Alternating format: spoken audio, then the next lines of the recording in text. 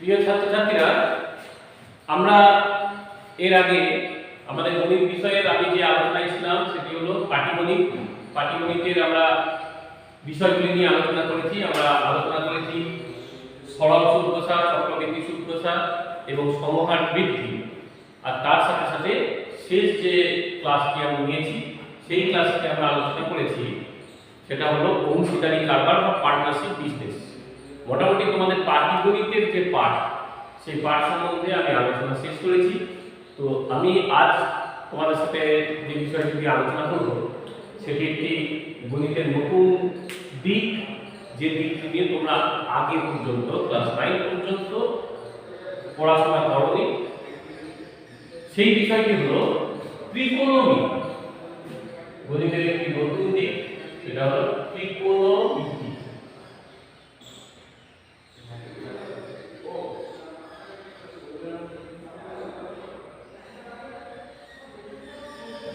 ত্রিকোণমিতি তো ত্রিকোণমিতির বিষয়ে প্রাথমিক যে বিষয়টা সেটা নিয়ে আসি। দেখো, আমরা যদি একটা গাছের উচ্চতা মাপতে যাই, গাছ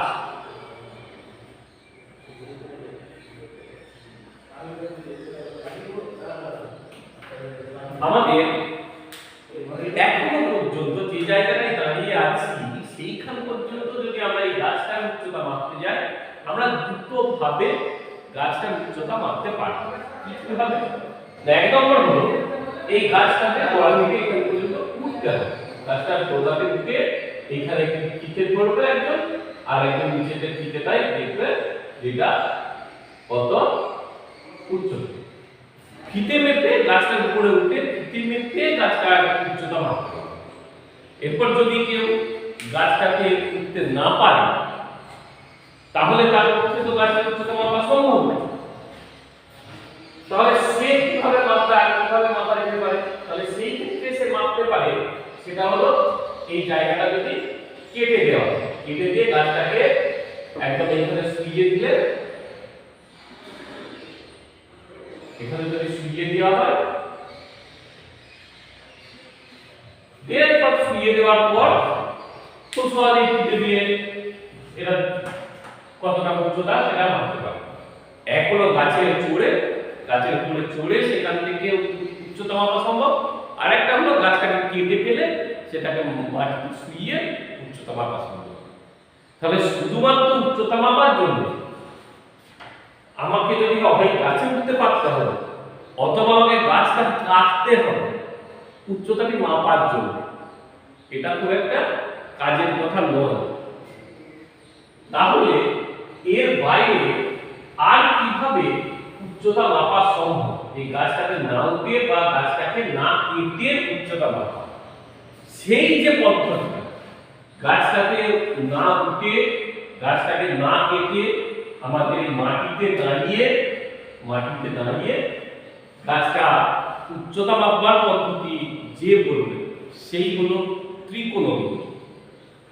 উচ্চতা মাপবো আমরা মাটিতে দাঁড়িয়ে, গাছটাকে না উঠে বা গাছটাকে না কেটে, সেটা যে উচ্চতাটা যে মাপবার পদ্ধতি বলবে গণিতের সেই বিভাগটির নাম হলো ত্রিকোণমিতি। প্রাথমিকভাবে আমি একটু বলি যে কিভাবে সম্ভব। আমি গাছটা থেকে অনুভূমিকভাবে হেঁটে আমি খানিকটা যেতেই পারি, এখানে এলাম, এসে এইখান থেকে আমি গাছের ডগাটা দিই, গাছের ডগাটা আমি দিই, এই হলো গাছ। এই যে কোণ, এই কোণটা খুব সহজভাবে আমরা দেখে নিতে পারি। আমরা হাতে কোনো একটা যন্ত্র তৈরি করে বা এই ধরনের যন্ত্র দিয়ে আমরা দেখতে পারি এই কোণটা কত। এই কোণটা যদি আমরা বলতে পারি, দেখে নিতে পারি, আর গাছের গোড়া থেকে আমি কত দূরে সরে এসে গাছটাকে দেখছি, এই দূরত্বটা এটাও খুব সহজে মেপে দেওয়া সম্ভব। কোথাও উঠতেও হবে না, কোথাও যেতেও হবে না, মাটির মধ্যেই ফিতে দিয়ে মাপা সম্ভব। এই দুটো জিনিস যদি জানা থাকে তার সাহায্যে আমরা গাছটার উচ্চতা মাপতে পারবো। সেই পদ্ধতিটা কিভাবে মাপবো সেটা ত্রিকোণমিতি শেখানো, মানে এই হলো পদ্ধতি। এর জন্য তাদের কোনো প্রয়োজন হচ্ছে না। এছাড়া এটা তো একটা বিষয়, তাছাড়া আমরা জানি নদীর পার্বত্য গতি, যেটা যখন পর্বত থেকে নদী নেমে আসে সেইখানে তার খাত খুব গভীর হয় এবং খুব খরস্রোতা হয়। সেইখানে হয়তো একদিকে পাহাড়, দুদিকে পাহাড়, আর মাঝখানে নদী খাত বয়ে যাচ্ছে। সেই ক্ষেত্রে কিন্তু চাইলে এই প্রান্ত থেকে ওই প্রান্তে আমি যেতে পারি। তাহলে সেই ক্ষেত্রে নদীটা কতটা চওড়া, আমি কিভাবে মাপব? সেই মাপার পদ্ধতি, মানে নদীর একটা পাড়ে দাঁড়িয়ে আমি অন্য পাড়টা কতটা দূরে আছে, নদীটা কতটা চওড়া, সেটাও মাপবো এই ত্রিকোণমিতির সাহায্যে। একই রকম ভাবে আমি ওই দিকে একটা নিশানা রাখবো, যে একটা পাথর বা একটা গাছ, এরকম একটা বা একটা খুঁটি নিশানা রাখলাম, ঠিক তার বিপরীত প্রান্তে এখানে একটা চিহ্নিত করে রাখলাম। রাখার পর একই রকম ভাবে খানিকটা আমি পার করে কেটে গেলাম একই পারে। তারপর সেখান থেকে ওই গাছটাকে আমি লক্ষ্য করলে যে এই কোণটা যদি আমি পেয়ে যাই, আর এটা যেহেতু একই পারে, তাহলে এটাকে আমরা মেপে নিতে পারবো। তাহলে এই বাহুটা আর এই কোণটা পেয়ে গেলে আমি এই বাহুটার মাপটা ত্রিকোণমিতির সাহায্যে খুব সহজে বের করতে পারি। ত্রিকোণমিতি শব্দের অর্থ হচ্ছে কোণের পরিমাপ, তিনটি কোণের ত্রিভুজের তিনটি কোণের পরিমাপ। তো আমরা এই ত্রিকোণমিতিতে যেটা করি সেটা বুঝতেই পারা যাচ্ছে, কোণ, বাহু, এই সব বিষয়গুলোই আসছে।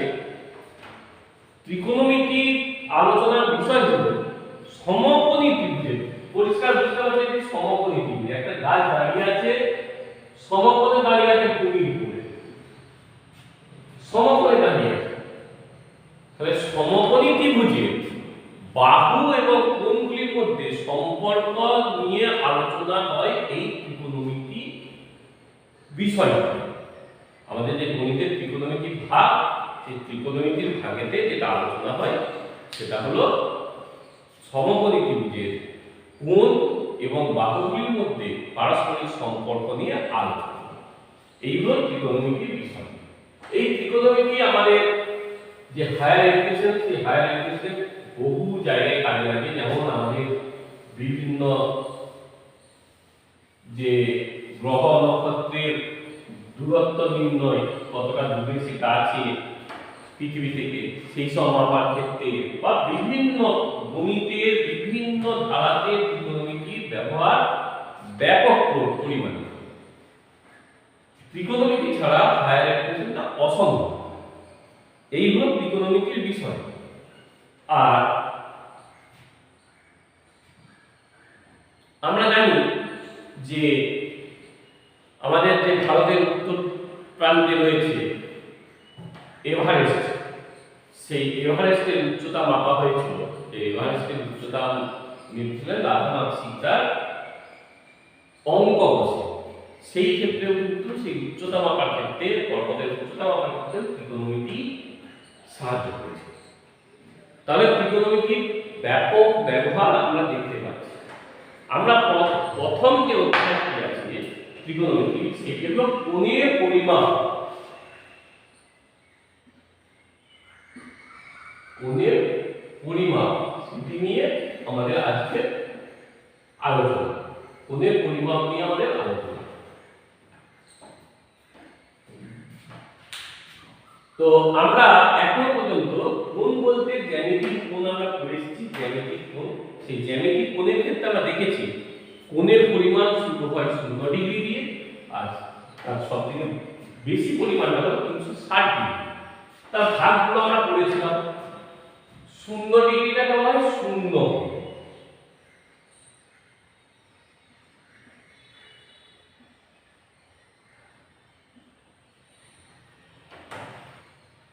তারপরে শূন্য থেকে বেশি আর 90 থেকে কম হলে সেটা হলো সূক্ষ্ম কোণ। সূক্ষ্ম কোণ এটা 0 ডিগ্রি থেকে বেশি 90 ডিগ্রিতে কম, এটা জানি। তারপর হলো সমকোণ। সমকোণ সেটার মান হলো 90 ডিগ্রি। 90 ডিগ্রি থেকে বেশি 180 ডিগ্রি থেকে কম সেটা হলো স্থূল কোণ। তারপরে 180 ডিগ্রি হলো সরল কোণ।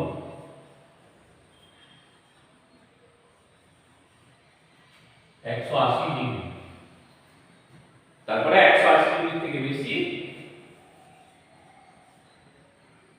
আর 360 ডিগ্রি থেকে কম সেটাকে বলছি প্রবৃদ্ধ কোণ। প্রবৃদ্ধ কোণ। এবং যদি 360 ডিগ্রির সঙ্গে সমান হয় সেটাকে বলছি পূর্ণ কোণ। পূর্ণ কোণ। এই ছিল আমাদের কোণের ধারণা। তার মধ্যে আমরা শূন্য কোণ এবং পূর্ণ কোণ এই দুটো আলোচনাটা সেভাবে হয় না, কিন্তু তার মাঝে শূন্য পদ থেকে 360 ডিগ্রির আলোচনা যেগুলো নিয়ে ব্যাপক পরিমাণে আলোচনা হয়েছে, সমস্ত ক্ষেত্রেই হয়েছে, আমরা নিচু ক্লাস থেকেই পড়ে আসছি। তো যাই হোক, আমাদের জ্যামিতিক কোণ হলো 0 ডিগ্রি থেকে 360 ডিগ্রির মধ্যে। এর বাইরে আর কোনো কোণ ছিল বলে আমাদের আলোচনাতে কখনো আসে। ত্রিকোণমিতিক কোণের কিন্তু ধারণাটা একটু আলাদা। ত্রিকোণমিতিক কোণ এমন 360 ডিগ্রি শেষ নয়। সেই ক্ষেত্রে ত্রিকোণমিতিক কোণের ক্ষেত্রে কোন বিষয়টা কিভাবে তার সংজ্ঞা দেওয়া হবে না, একটি নির্দিষ্ট বিন্দু থেকে একটি রশ্মি, এই রশ্মিটা হলো এটাকে কেন্দ্র করে ঘূর্ণায়মান, ঘুরছে। এই রশ্মিটা ঘূর্ণায়মান, যত ঘুরছে তত কোণ উৎপন্ন হচ্ছে, যত ঘুরছে ততই এটা কোণ উৎপন্ন হচ্ছে। তাহলে ঘুরতে ঘুরতে ঘুরতে ঘুরতে যখন এটা পুরো একটা পাক চলে আসছে তখন হয়ে যাচ্ছে এক পাক, তখন হয়ে যাচ্ছে এটা 360 ডিগ্রি। একই রকম ভাবে এটা পুরো একটি পাক মানে 360 ডিগ্রি। আবার রশ্মি ঘূর্ণায়মান যখন আরো পাক ছিল, দ্বিতীয়বার পাক ছিল আরো 360 ডিগ্রি মানে 720 ডিগ্রি। আরো এক পাকে 1080 ডিগ্রি। এরকম ভাবে রশ্মিটা যত ঘুরতে থাকবে তত বেশি বেশি কোণ উৎপন্ন হবে। তাহলে ত্রিকোণমিতিক কোণের কিন্তু কোনো জায়গায় শেষ বলে কিছু নেই। এটা যত ঘুরবে এই ঘূর্ণায়মান রশ্মিটা তত বেশি বেশি কোণ উৎপন্ন করবে। এবার আমরা জ্যামিতিক কোণের ক্ষেত্রে যেটা দেখেছি সেটা হলো জ্যামিতিক কোণের ক্ষেত্রে শুধুমাত্র কোণ বলতে ধনাত্মক কোণ, 0 degree, 10 degree, 15 degree, 50 degree, 100 degree সবই ছিল ধনাত্মক কোণ। ঋণাত্মক কোণের কোনো ধারণা কিন্তু জ্যামিতিক কোণের ক্ষেত্রে ছিল না। ত্রিকোণমিতিক কোণের ক্ষেত্রে কিন্তু ত্রিকোণমিতিতে কোণ ধনাত্মক হতে পারে, ঋণাত্মক হতে পারে। এবার ঋণাত্মক কোণ কিভাবে সম্ভব? ধনাত্মক তো বুঝলাম যে এটা ধনাত্মক হয়, ঋণাত্মক কিভাবে সম্ভব না, এই যে রশ্মি সেটা ঘুরছে, ঘুরছে কোণ উৎপন্ন হচ্ছে। এখন প্রশ্ন হলো সে কোন দিকে ঘুরছে, সেই ঘোরাটা কিভাবে, না সেটা ক্লকওয়াইজ ঘড়ির কাঁটার দিকে না বিপরীত দিকে। এই হলো 12, 6, 3, 9। এটা হলো ঘড়ির কাঁটার দিক আর এটা হলো ঘড়ির কাঁটার বিপরীত। কোন দিকে ঘুরছে? যদি এই দিকে ঘুরে, এটা হলো ঘড়ির কাঁটার বিপরীত দিকে। ঘড়ির কাঁটার তো এটা যদি 12 হয়, এখানে যদি 12 হয়, এই দিকে ঘুরবে। যদি রশ্মিটা তার বিপরীত দিকে ঘুরবে, তাহলে তখন হবে ধনাত্মক কোণ। ধনাত্মক কোণ।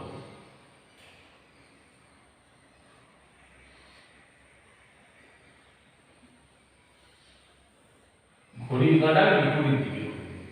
ঘড়ির কাঁটার বিপরীত দিকে ঘুরলে হবে ধনাত্মক। আর যদি ঘড়ির কাঁটার দিকে ঘুরে, ঘড়ির কাঁটার দিকে ঘুরে, ঘড়ির কাঁটার দিকে,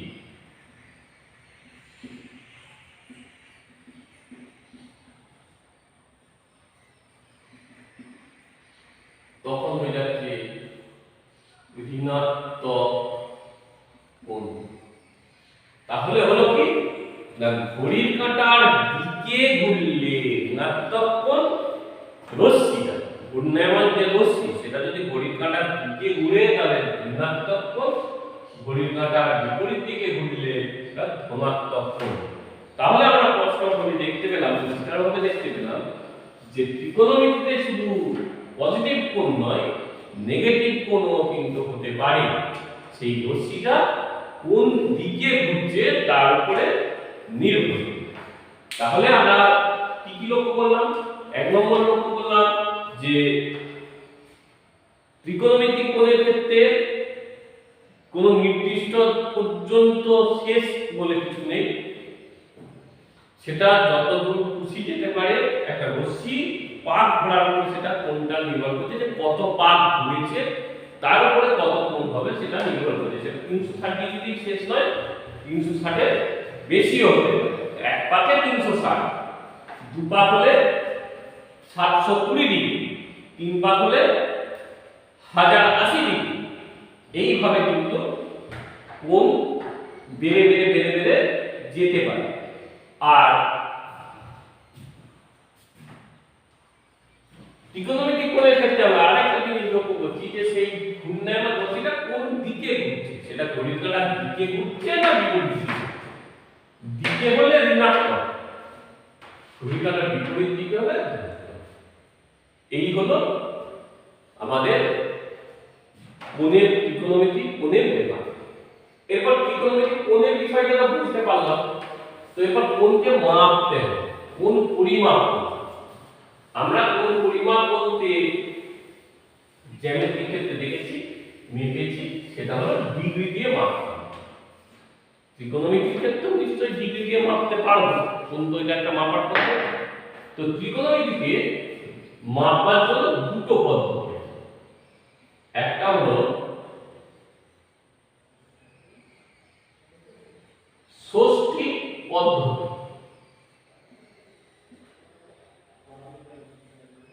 আর দ্বিতীয় নম্বর হলো বৃত্তীয় পদ্ধতি। এই দুটো পদ্ধতিতে আমরা সাধারণভাবে কোণকে মেপে থাকি, ষষ্ঠী পদ্ধতি আর বৃত্তীয় পদ্ধতি। ষষ্ঠী পদ্ধতিতে কিভাবে মাপি না, আমরা জ্যামিতিক কোণ যেভাবে মেপেছি, যে এককে মেপেছি সেটি হলো ডিগ্রি।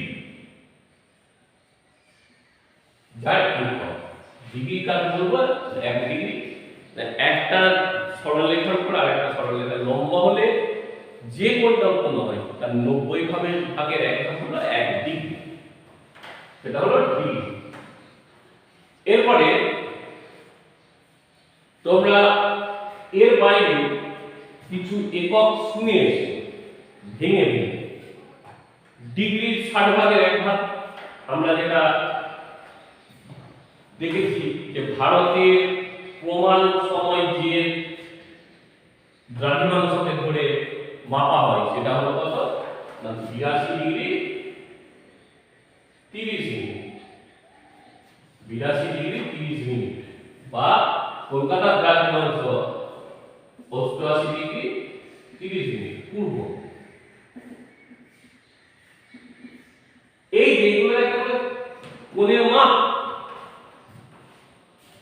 তাহলে ডিগ্রি মিনিট, মিনিট মানে হলো ডিগ্রি 60 ভাগের 1 ভাগ, তার মানে 1 ডিগ্রি সমান 60। আমরা বানান করে মিনিট লিখতে পারি, অথবা মাথায় একটা ড্যাশ দিয়ে সেইভাবেও আমরা মিনিটকে লিখতে পারি। 1 ডিগ্রি সমান হলো 60 মিনিট। এটা আমাদের সময়ের যে একক, সেই এককের সাথে অনেকটাই মিল আছে। ডিগ্রিটা যেটা ঘন্টা, যেমন 1 ঘন্টা সমান 60 মিনিট, তেমন 1 ডিগ্রি সমান 60 মিনিট। আবার 1 মিনিট সমান 1 মিনিট সমান হচ্ছে 60 সেকেন্ড। এটাকে দুটো ড্যাশ দিয়ে লেখা হয় 60 সেকেন্ড। তার মানে 1 ডিগ্রি সমান হলো 3600 সেকেন্ড। আমরা তাকে বলতে পারি 1 ডিগ্রি সমান 3600 সেকেন্ড। এই হলো আমাদের ষষ্ঠিক পদ্ধতির যে একক, সেই একক সংক্রান্ত আলোচনা। এবার আসি বৃত্তীয় পদ্ধতি।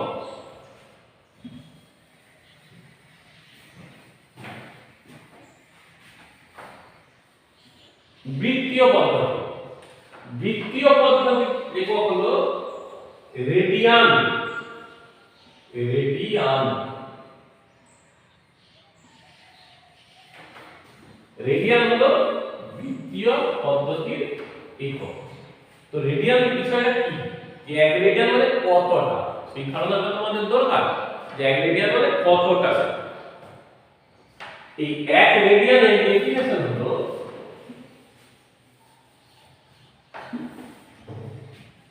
1 রেডিয়ান।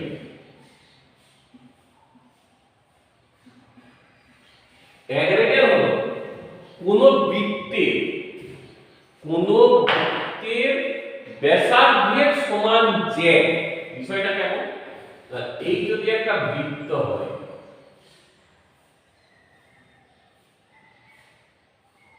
তার যদি আমি একটা ব্যাসার্ধ ধরি, এইটা এইখান থেকে এই যে ব্যাসার্ধের সমান যে, মানে এইটাকে যদি আমি এই পরিধি বরাবর বাঁকিয়ে রাখি, এইখানে ধরে উপরে তাকে বাঁকি আমার যতদূর আসবে, মানে এইটা যদি আর হয়, এই বাঁকটাও হবে আর। এই ব্যাসার্ধের সমান যে কেন্দ্রে, যে প্রান্ত বিন্দু দুটো এটা একটা, তাহলে সেটা কেন্দ্রে যে কোণ উৎপন্ন করে। রেডিয়ান কাকে বলছি, 1 রেডিয়ান না কোন বৃত্তের ব্যাসার্ধের সমান যে বৃত্তের কেন্দ্রে যে কোণ উৎপন্ন করে, সেই কোণটাকে বলা হয় 1 রেডিয়ান। আবার বলছি, কোন বৃত্তের ব্যাসার্ধের সমান যে বৃত্তের কেন্দ্রে যে পরিমাণ কোণ উৎপন্ন করে, সেই পরিমাণ কোণকে বলা হয় 1 রেডিয়ান। তাহলে পরিষ্কার হয়ে গেল যে যেমন বৃত্তের ব্যাসার্ধ, সেই ব্যাসার্ধের সমান যে বৃত্তের কেন্দ্রে যে পরিমাণ কোণ উৎপন্ন করে, প্রান্ত বিন্দু কেন্দ্রে সংযোগ করে দিলে কেন্দ্রস্থ কোণটা আমরা পেয়ে যাচ্ছি। ওই কেন্দ্রে যে কোণটা উৎপন্ন হলো, সেই কোণের পরিমাপটাকেই বলা হচ্ছে 1 রেডিয়ান। রেডিয়ানকে সি দিয়ে ডিনোট করা হয়।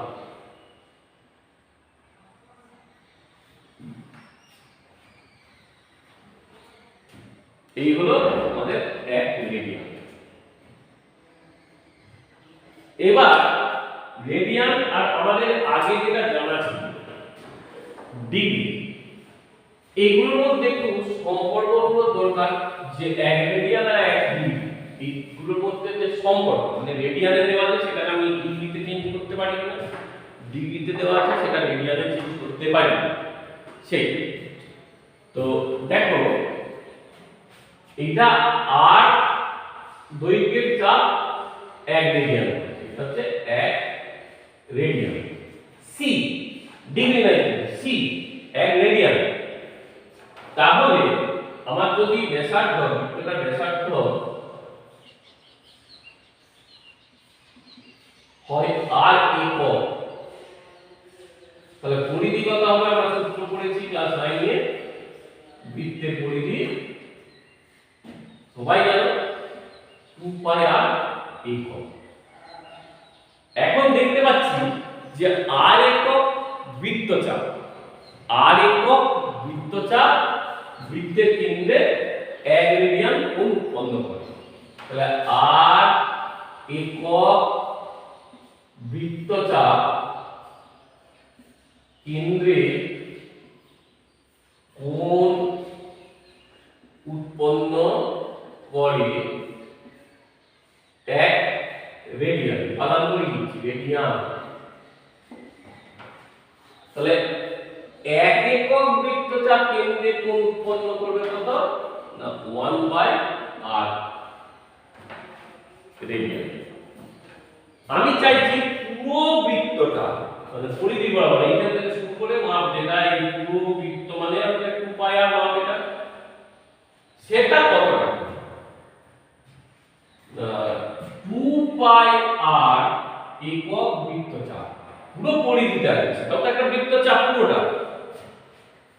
সেই বৃত্তচাপটা কেন্দ্রে কোণ উৎপন্ন করে 2 pi r by r radian. 2 পাই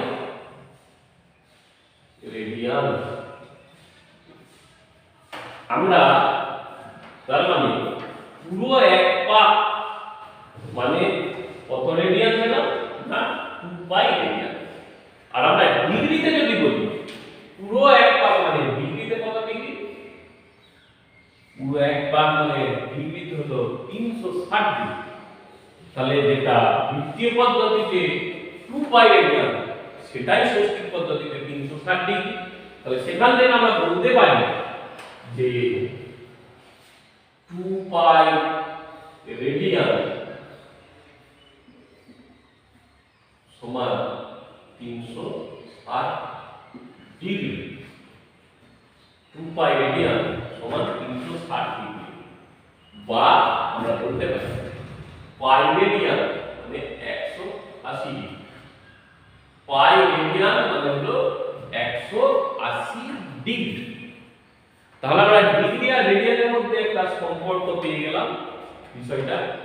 এবার যদি আমাদের রেডিয়ান থেকে ডিগ্রিতে আর ডিগ্রি থেকে রেডিয়ানে চেঞ্জ করতে হয়, পরিবর্তন করতে হয়, তাহলে কিভাবে করব?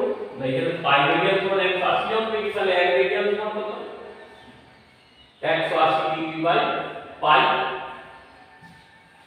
180 ডিগ্রি বাই পাই। তাহলে আমাদের যদি কোনো একটা কোণের মান রেডিয়ানে দেওয়া থাকে, কত রেডিয়ান দেওয়া থাকে? 1 রেডিয়ান মানে যেহেতু 180 ডিগ্রি বাই পাই, তাহলে যত রেডিয়ান দেওয়া হবে তত ইনটু 180 ডিগ্রি বাই পাই। তাহলে আমরা পেয়ে যাব যে ডিগ্রিতে কত সেটা। আর উল্টো দিক থেকে আমরা আবার বলতে পারি যে 180 ডিগ্রি সমান পাই রেডিয়ান। তাহলে 1 ডিগ্রি সমান পাই বাই 180 রেডিয়ান। 1 ডিগ্রি মানে হলো পাই বাই 180। মানে যদি কোনো কোণ তার মাপটা ডিগ্রিতে দেওয়া থাকে তাহলে সেটাকে পাই বাই 180 দিয়ে গুণ করলে হবে সেটা রেডিয়ান। সেটা হবে রেডিয়ান। যেমন তাহলে একটা আসি, প্রথম বলি যে একটা কোণের পরিমাপ হলো পাই বাই 4, মানে পাই বাই 4 রেডিয়ান। তাহলে এটা ডিগ্রি দেব। তাহলে আমরা কি করতে পারি? না pi by 4 into 180 degree by pi. তাহলে রেডিয়ানকে ডিগ্রি করতে গেলে 180 ডিগ্রি বাই পাই দিয়ে গুণ করে দিলেই হয়। তাহলে পাই দুটো কেটে গেল।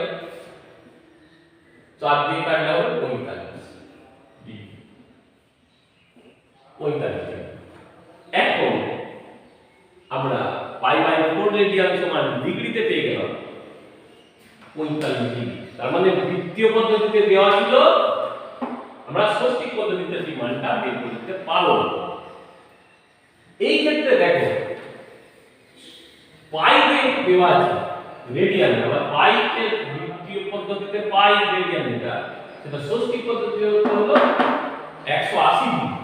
আমি পাই 180 ডিগ্রি পাই দিয়ে না গুণ করে আমরা এটাও করতে পারতাম যে পাই এর জায়গায় 180 ডিগ্রি বসিয়ে এইটাও করতে পারি, এবং এটা হলো পাই গুলো কাটাকাটি ব্যাপার থাকবে না। পায়ের জায়গায় 180 ডিগ্রি আমরা তো শিখে গেছি যে পাই রেডিয়ান মানে 180 ডিগ্রি, তাহলে পায়ের জায়গায় আমরা 180 ডিগ্রি বসিয়ে করে দিতে পারি। সেটা আমাদের ক্যালকুলেশন করতে ছোট হবে, সহজ হবে। এইভাবেও আমরা করে দিতে পারি, এবং আমরা সমস্যা সমাধান করার সময় এইটাতেই ফলো করব যে পাই যেখানে থাকবে পাই দিয়ে রেডিয়ানে যেটা থাকছে সেখানে পাইয়ের জায়গায় আমরা 180 ডিগ্রি বসিয়ে দিই। এই হলো আমাদের বৃত্তীয় পদ্ধতি থেকে ষষ্ঠিক পদ্ধতিতে চেঞ্জ করবার, কোণকে চেঞ্জ করবার পদ্ধতি। Pi by 180 degree by pi, বা পাইয়ের জায়গায় 180 ডিগ্রি বসিয়ে আমাদেরকে ক্যালকুলেশনটা করতে হবে। এরপর বলেছি ডিগ্রি থেকে রেডিয়ান করতে গেলে 1 ডিগ্রি মানে হচ্ছে পাই বাই 180, তাহলে ডিগ্রি থেকে রেডিয়ানে করতে গেলে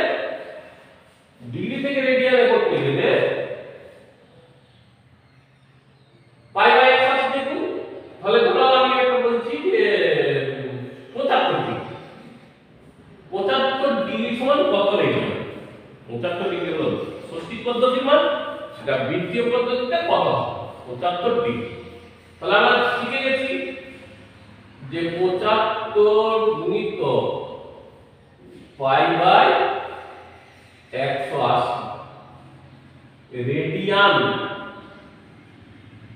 15 বাই 180, 15 5 ले 5 पाई बाय 12, 5 पाई बाय 12। এই হলো আমাদের বৃত্তীয় পদ্ধতিতে মান। তাহলে যে কোনো ডিগ্রি দিয়ে দেওয়া থাক, 60 ডিগ্রি থাক, 20 ডিগ্রি থাক, 15 ডিগ্রি থাক, যাই থাক, 18 ডিগ্রি থাক, বা নেগেটিভ যদি দেওয়া থাকে নেগেটিভ কোন নেগেটিভ দিয়েই করব আমরা। তবে একটা জিনিস মাথায় রাখতে হবে, সেটা হলো কি, ষষ্ঠিক পদ্ধতিতে তো শুধুমাত্র ডিগ্রি একক নয়, ষষ্ঠিক পদ্ধতিতে ডিগ্রি, মিনিট, সেকেন্ড, ছোট ছোট ছোট ছোট এককগুলো আছে। আমরা কিন্তু ষষ্ঠিক পদ্ধতিতে বৃত্তীয় পদ্ধতিতে চেঞ্জ করছি যখন, তখন ডিগ্রি থেকে রেডিয়ানে নিয়ে যাচ্ছি। তার মানে আমাকে ডিগ্রি, মিনিট, সেকেন্ডে যদি দেওয়া থাকে, সেটাকে রেডিয়ানে করবার আগে আমাকে সেইটাকে টোটালটাকে ডিগ্রিতে নিয়ে গিয়ে তারপর পাই বাই 180 দিয়ে গুণ করে সেটাকে বৃত্তীয় পদ্ধতিতে আমরা নিয়ে যেতে পারি। এবার আমরা একটু দেখে নিই যে দুটো একক তো দেখলাম, একটা হলো ডিগ্রি আর একটা হলো রেডিয়ান।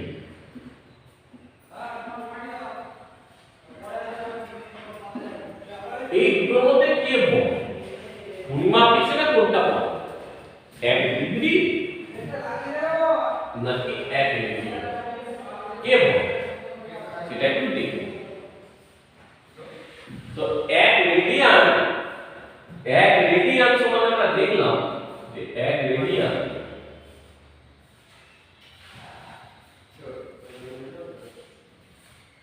সমান কি দেখেছি না 180 degree by pi, 180 degree by pi.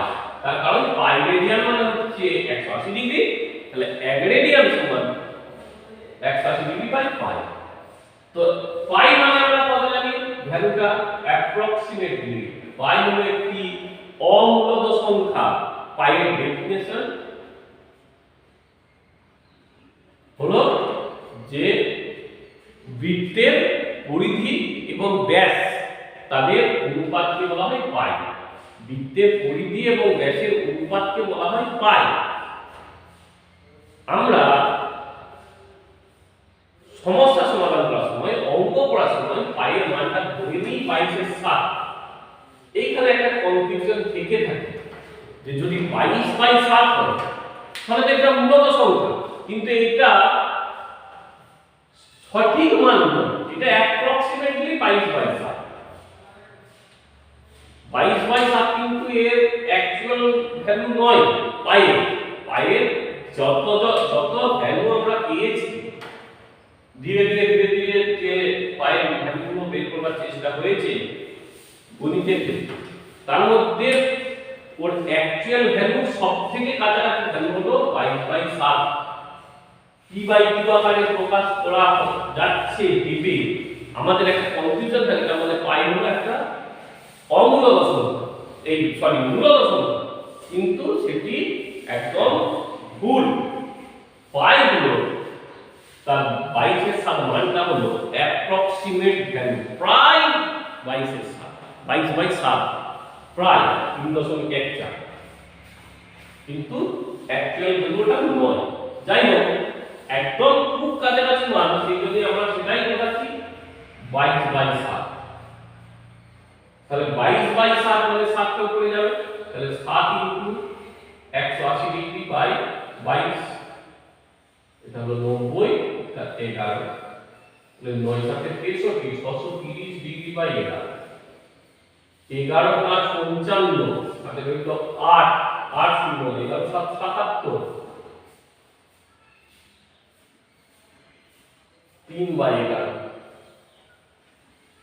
57.3/11 degree.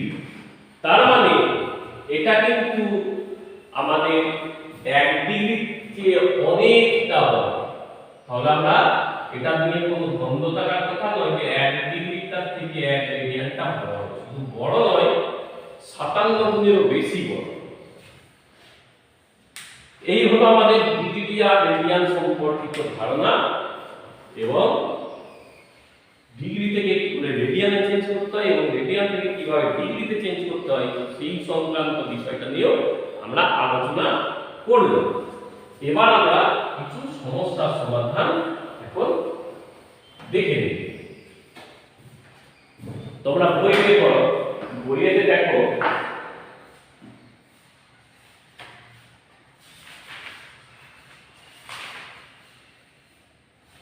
একদম চলেছো তোমরা 276 পাতায়। 276 পাতায় সেটা হলো একের দাগে আগে দেখো ডিগ্রি মিনিট সেকেন্ডে প্রকাশ করি। নিশ্চয়ই বুঝতে পারছো 882 ইউনিট যেহেতু আছে, আমরা মিনিটকে ডিগ্রি করতে গেলে 60 দিয়ে ভাগ করতে হয়, তাহলে 60 দিয়ে ভাগ করে দিলে আমরা খুব সহজেই পেয়ে যাব কত ডিগ্রি কত মিনিট। তারপর 6312 মিনিট সেকেন্ড দেওয়া আছে, সেটাকে ডিগ্রি মিনিট সেকেন্ডে করতে বলেছে। আচ্ছা আমরা এটা করি তাহলে। 2 একের দাগে 2, 6312 সেকেন্ড। আমরা একদম প্রাইমারিতে যেমন করে আমরা ঘন্টা মিনিট সেকেন্ডে অঙ্ক করতাম সেইভাবে সেকেন্ডকে মিনিট করতে গেলে 60 দিয়ে ভাগ করতে হয়, অর্থাৎ সেকেন্ড এখন বাদ আছে, তাহলে 60 একে 60, 3 1 না হলে 0 না 0 পেল 2, 6 5 30, তাহলে 12, মানে ভাগ শেষ হইল 12 সেকেন্ড, তাহলে সেকেন্ড হবে 12 হয়ে যাবে।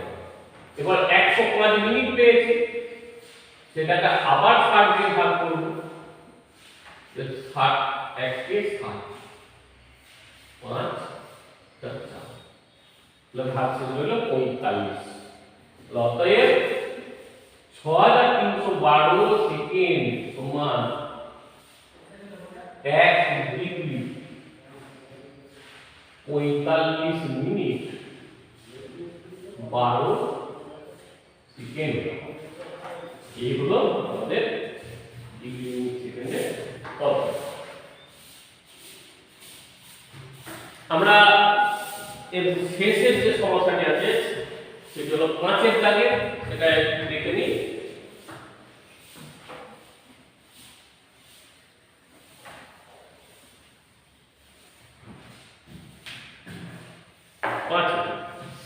কি আছে না 72.04 ডিগ্রি, 72.04 ডিগ্রি, এটাকে ডিগ্রি মিনিট সেকেন্ডে, তাহলে পূর্ণ ডিগ্রি আছে যেটা সেটা আমি বলি 72 ডিগ্রি যুক্ত 0.04 ডিগ্রি।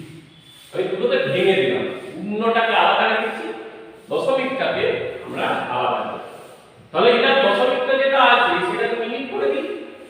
মিনিট করতে গেলে কি করতে হবে না 60 দিয়ে গুণ করতে হবে, তাহলে 0.04 ইনটু 60 মিনিট, তাহলে হয়ে গেল 72 ডিগ্রি যুক্ত 6 4 24 মানে 2.4 মিনিট।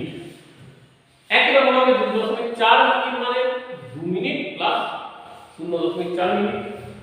আবার 72 degree plus 2 minute plus 0.4 minute সমান 72 degree plus 2 minute plus 0.4 into 60 second, তাহলে সমান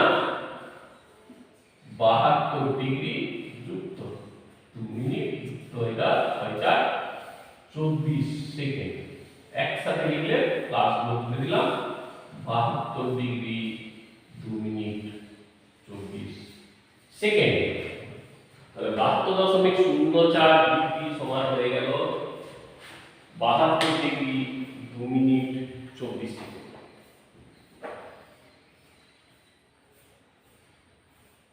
এবার বৃত্তীয় মান ডিগ্রিতে দেওয়া আছে বা ডিগ্রি মিনিট সেকেন্ডে দেওয়া আছে, সেগুলোকে বৃত্তীয় মানে মানে রেডিয়ানে প্রকাশ করতে হবে। চেঞ্জ করে দিই, আমরা একটা করেছিলাম 60 ডিগ্রি, তাহলে 60 গুণিত পাই বাই 180 দিয়ে গুণ, সেটা পেয়েছিলাম। আমি সেটাতে আর যাচ্ছি না, আমরা একটা ডিগ্রি মিনিট সেকেন্ডে যদি দেওয়া থাকে সেই রকম একটা আমরা এখন করে দেখাচ্ছি। তোমরা ওগুলো খুব সহজে করতে পারবে। 60 ডিগ্রি মানে 60 গুণিত পাই বাই 180 রেডিয়ান, 135 ডিগ্রি মানে 135 গুণিত পাই বাই 180, তারপর তো ক্যালকুলেশনটা করলেই হবে। আর মাইনাস দেওয়া থাকলে মাইনাস দিয়েই হবে। সেই মাইনাস দিয়ে আমি একটা দেখাই, প্রথমে 62 degree 30 minute minus 62 degree 30 minute minute. তাহলে আমরা বলেছি কি যে আমরা বলেছি যে ডিগ্রি থেকে রেডিয়ানে চেঞ্জ করতে আমরা শিখেছি। ডিগ্রি মিনিট সেকেন্ড দেওয়া থাকলে রেডিয়ানে চেঞ্জ সেখানে করতে হবে না, আমাকে আগে ডিগ্রিতে যেতে হবে। এইখানে দেখো মাইনাস 62 ডিগ্রি আর 30 মিনিট মানে তাকে ডিগ্রি করে দেবো, মানে 30 বাই 60, 60 দিয়ে ভাগ করলে এটা ডিগ্রি হয়ে যাবে। এইখানে যে জিনিসটা লক্ষ্য করো, মাইনাস 62 ডিগ্রি 30 মিনিট মানে 62.5 ডিগ্রি, 62 ডিগ্রি আরো 30 মিনিট মানে হাফ ডিগ্রি, 30 ডিগ্রি তাই 62 ডিগ্রি আরো হাফ ডিগ্রি 62.5 ডিগ্রি। সেটা ঘড়িকাঁটার দিকে উঠছে, ঘড়িকাঁটার দিকে, সেই জন্য সেটা মাইনাস চিহ্নটা আছে। তো 62 তার উপরে আরো হাফ ডিগ্রি, এইরকম ভাবে লিখলে এটা কিন্তু মাইনাস 62 ডিগ্রি প্লাস এটা হাফ ডিগ্রি, তার মানে কিন্তু সেটা 61.5 ডিগ্রি হবে। সুতরাং এখানটাতে কিন্তু এই রকমটা লিখলে হবে না, তার জন্য যেটা লিখতে হবে এটাকে ব্র্যাকেট দিতে হবে, মাইনাস চিহ্নটাকে বাইরে দিতে হবে। এই বিষয়টা কিন্তু মাথায় রাখতে হবে। তাহলে সমান minus 62 degree plus half degree, আমরা ভেঙে দিই, 62 গুণ 124 125 বাই তাহলে আমরা জানি ডিগ্রি হয়ে গেলে বা রেডিয়ানে 125/2 গুণিত পাই বাই 180 রেডিয়ান 5/25 5 দিয়ে কাটলে 36 সমান মাইনাস 25 পাই বাই 72 রেডিয়ান।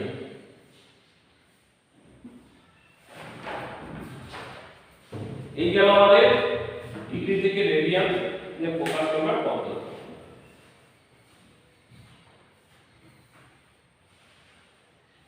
এরপর বিভিন্ন ধরনের কিছু অঙ্ক দেওয়া আছে এই সংক্রান্ত ত্রিভুজ সংক্রান্ত, সেই নিয়ে আমরা একটা অঙ্ক করে দেখাই। সেটা হলো 4 এর দাগের অঙ্কটা তোমরা দেখো, একটি সমকোণী ত্রিভুজে সূক্ষ্মকোণ দুটির অন্তর 2π/5 ষষ্ঠী পদ্ধতিতে ওই কোণ দুটির মান লিখি। তার মানে অন্তরটা দেওয়া আছে কিন্তু আমাদের বৃত্তীয় পদ্ধতি। কত দেওয়া আছে? বৃত্তীয় পদ্ধতিতে দেওয়া আছে 2π/5। এখন বৃত্তীয় পদ্ধতিতে তোমরা অঙ্ক করতে গিয়ে দেখবে সব জায়গায় রেডিয়ান এককটা কিন্তু দেওয়া থাকে।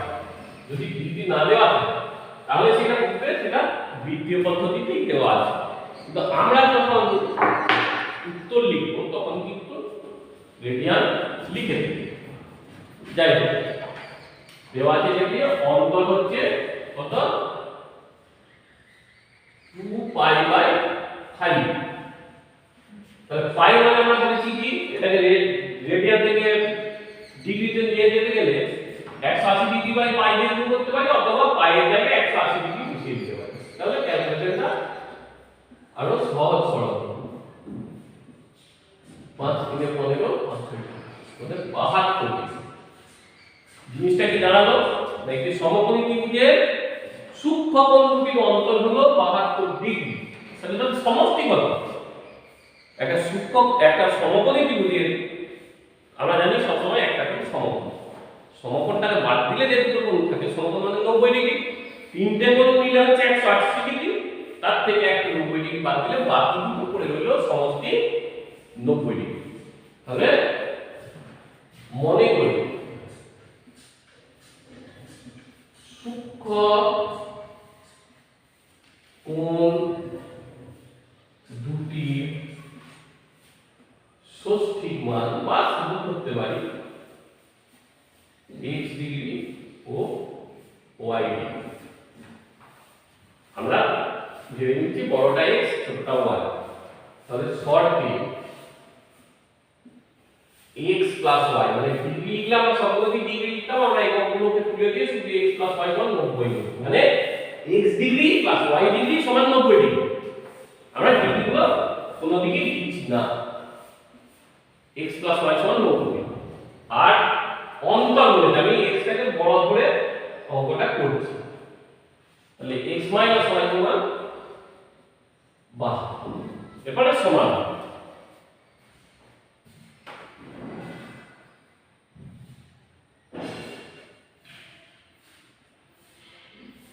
2 9 আর 7 16 বা x সমান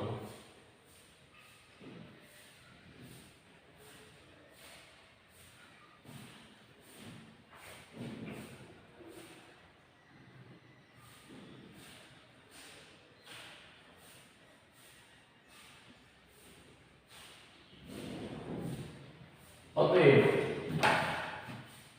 y সমান 90 আর 81 তাহলে 90 মাইনাস 81 সমান 9। তাহলে x পেয়ে গেলাম 81, y পেয়ে গেলাম 9।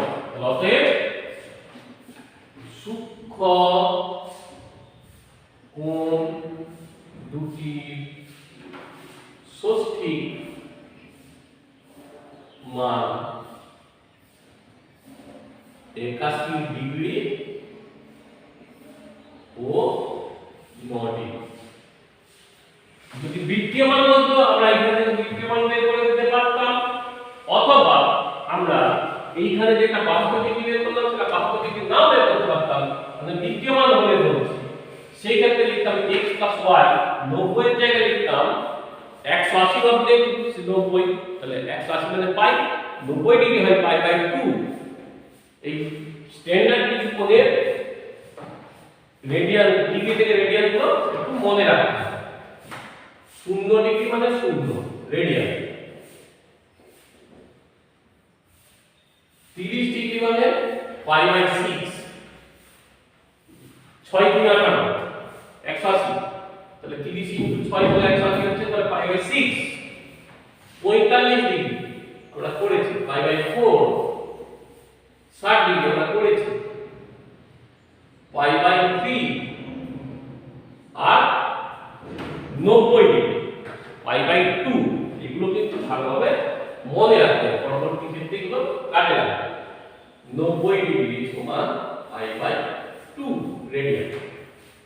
তাহলে যদি আমাদের বলতো যে দুটি কোণের অন্তর, সূক্ষ্মকোণ দুটোর অন্তর 2π/5, তাহলে ওই কোণ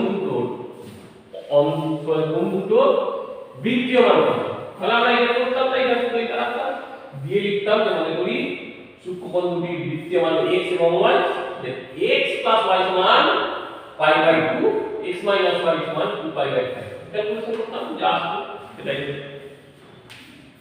তাহলে এইভাবে আমরা এইখানে অনেকগুলো লেখা অঙ্ক আছে এই একই পদ্ধতি, সেইভাবে আমরা করতে পারি। আমরা একটু 8 এর অঙ্কটা একটু অন্য ধরনের অঙ্ক আছে। 8 এর অঙ্কটা, এই অঙ্কটা ছিল 4 এর দাগের অঙ্ক, এটা ছিল 4 এর দাগ। আমরা 8 এর দাগের অঙ্কটা একটু দেখি।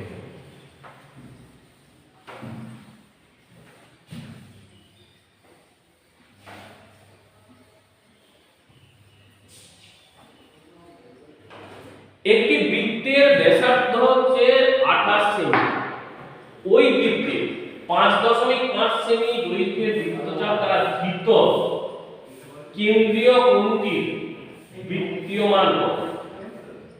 তার মানে বৃত্তের ব্যাসার্ধ হচ্ছে 28 সেমি, তাহলে তার পরিধি বের করতে পারবো।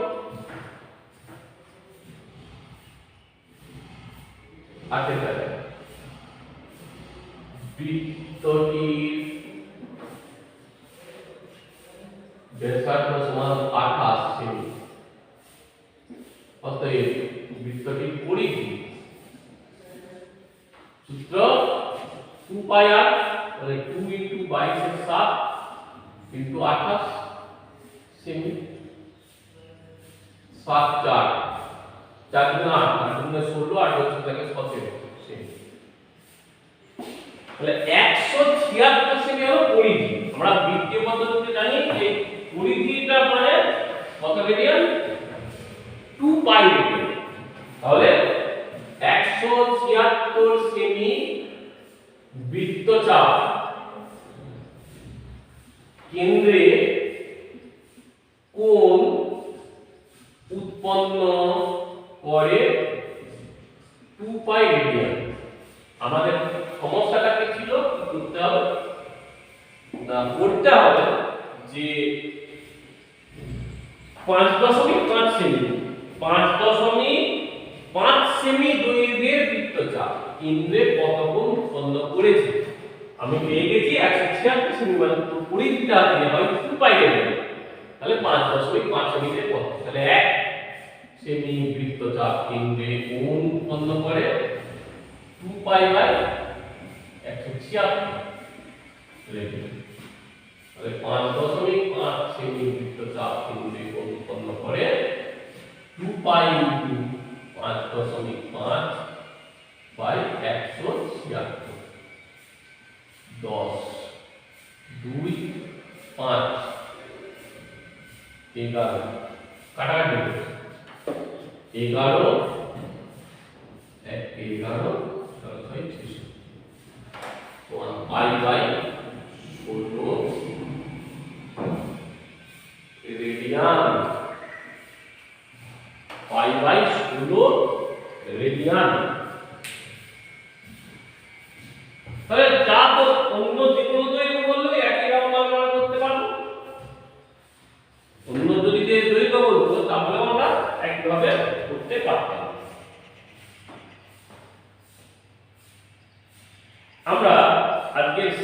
যে সমস্যা করব সেটি হলো 10 এর একটি ঘূর্ণায়মান রশ্মি মাইনাস 5.1/12 পাই কোণ উৎপন্ন করেছে। রশ্মিটি কোন দিকে কতবার পূর্ণ পাক ঘুরেছে এবং তারপরে আরো কত ডিগ্রি কোণ উৎপন্ন করেছে তা হিসাব করে লিখি। একটি ঘূর্ণায়মান রশ্মি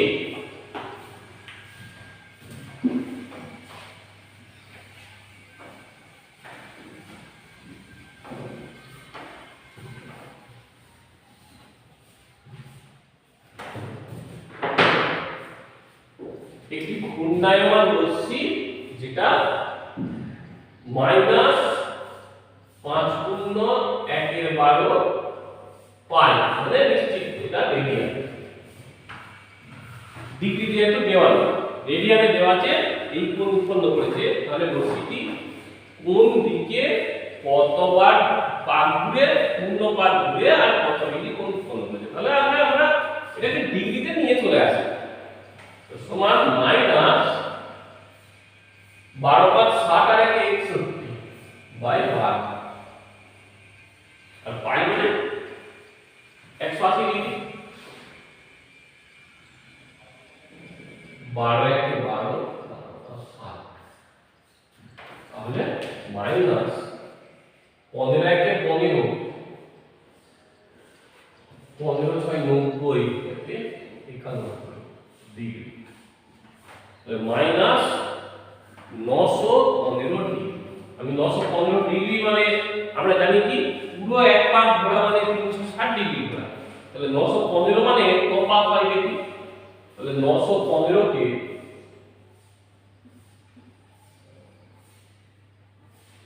360 দিয়ে ভাগ করে 2 দিয়ে গেল 36 গুণে 72 5 ছোট 2 আর 4 তে 11 তার 9 দিতে তাহলে 8 আর 195। তাহলে প্রথম কথা হলো কোন দিকে সেইটা বলবে চিহ্নটা। আমরা জানি ঋণাত্মক কোণ মানে কোন দিকে ঘুরে, ঘড়ির কাঁটার দিকে ঘুরে, তাহলে অতএব রশ্মিটি ঘড়ির কাঁটার দিকে 360 ডিগ্রি যেটা ভাগফল পেয়েছি 2, তাহলে কতবার পূর্ণ পাক হচ্ছে, দুবার পূর্ণ পাক ঘুরে আর কত ডিগ্রি কোণ উৎপন্ন করেছে, ভাগশেষ যেটা আছে 195 ডিগ্রি কোণ উৎপন্ন